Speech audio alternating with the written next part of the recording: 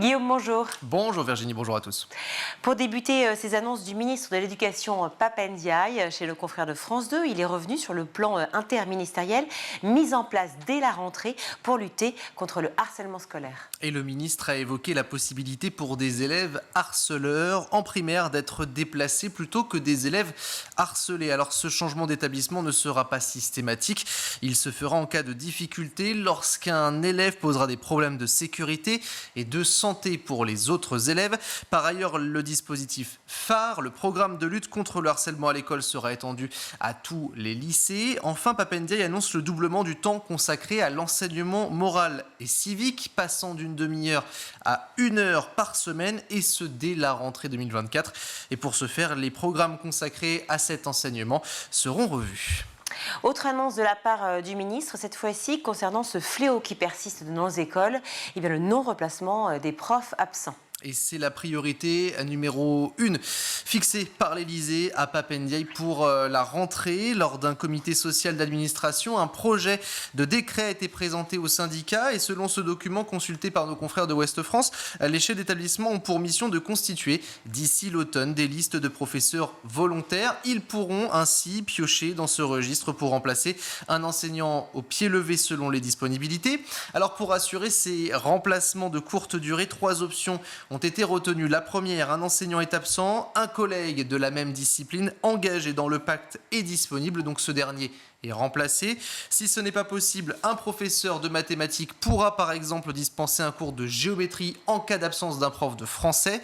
Enfin, en dernier recours, des séquences pédagogiques numériques piochées dans les banques de données du CNED, le Centre national d'enseignement à distance, seront surveillées par les assistants d'éducation. Nous poursuivons avec un tout autre sujet. Un projet d'attentat a été déjoué avec 2 jeunes interpellés. Le premier, c'est un lycéen de 17 ans radicalisé domicilié à Valoris dans les Alpes-Maritimes, soupçonné d'avoir voulu projeter une attaque djihadiste à couteau. Le second, un enseignant en droit âgé de 21 ans vivant en Seine-Saint-Denis, radicalisé lui aussi et qui est soupçonné de l'avoir poussé à commettre cette attaque. Ils ont été mis en examen pour association de malfaiteurs terroristes en vue de préparer des crimes d'atteinte aux personnes en mars et juin dernier. Ils ont également été placés en détention provisoire. Alors à ce stade, aucune cible précise n'a été identifiée par les enquêteurs, ni aucun lien avec des membres de l'organisation État islamique. Nous poursuivons avec un tout autre sujet. Un projet d'attentat a été déjoué avec 2 jeunes interpellés. Et le premier, c'est un lycéen de 17 ans radicalisé, domicilié à Valoris dans les Alpes-Maritimes, soupçonné d'avoir voulu projeter une attaque djihadiste au couteau. Le second, un étudiant en droit âgé de 21 ans vivant en Seine-Saint-Denis, radicalisé lui aussi, et qui est soupçonné de l'avoir poussé à commettre une attaque. Ils ont tous les 2 été mis en examen pour association de malfaiteurs terroristes en vue de préparer des crimes contre des personnes en mars et juin dernier et placé au passage en détention provisoire. À ce stade, aucune cible précise n'a été identifiée par les enquêteurs, ni aucun lien avec des membres de l'organisation État islamique. Direction la Sarthe maintenant, où 3 collèges vont bénéficier de la cantine à 1 euro. Et la mesure sera votée en octobre pour une application au 1er janvier 2024.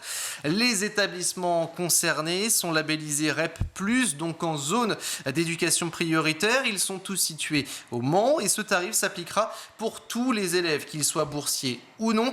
Et dans les autres collèges, par contre, le tarif ne va pas changer, 3,95 €. Alors objectif, permettre à chacun d'avoir au moins un repas complet par jour, mais aussi garder les élèves au collège le midi pour lutter contre l'absentéisme et leur permettre également d'accéder aux activités sportives ou culturelles mises en place par les établissements. Alors ce dispositif va coûter entre 120 et 350 000 € par an au département, en fonction bien sûr du nombre d'élèves qui en profiteront. Il sera expérimenté pendant 2 ans dans un premier temps. En Côte d'Or, 32 degrés dans les classes d'une école dijonnaise. Alors, conséquence, évidemment, les professeurs donnent leurs cours dehors. Malaise, vomissement, saignement du nez, à l'école primaire de la Maladière à Dijon, enfants et enseignants ont de plus en plus de mal à supporter la chaleur dans les salles de classe. En milieu de matinée, la concentration faiblit, avec des maux de tête par exemple pour les élèves, et en cause, parents et professeurs avancent des problèmes d'isolation du bâtiment, des rideaux cassés depuis de nombreuses années. Et les demandes auprès de la mairie pour des climatiseurs et ventilateurs ont été refusé. Alors face à cette situation, certains professeurs ont donc décidé de délocaliser leur classe dans la cour de récréation sous un arbre afin de trouver de la chaleur. Mais l'autre problème, c'est que les enfants s'assoient en tailleur sur un bitume qui est brûlant car il n'y a pas assez de place pour ces 25 élèves sous l'arbre de la cour. D'autres professeurs choisissent d'aller tout simplement dans le gymnase pour là aussi trouver un peu de fraîcheur. Alors contacté par les médias, l'adjoint au maire de Dijon, délégué à l'éducation, se défend: nous n'avons jamais été contactés, que ce soit par les parents, par les professeurs ou par la direction de l'établissement. À présent, ils assurent faire des relevés de température et des ventilateurs seront toutefois fournis. Merci Guillaume.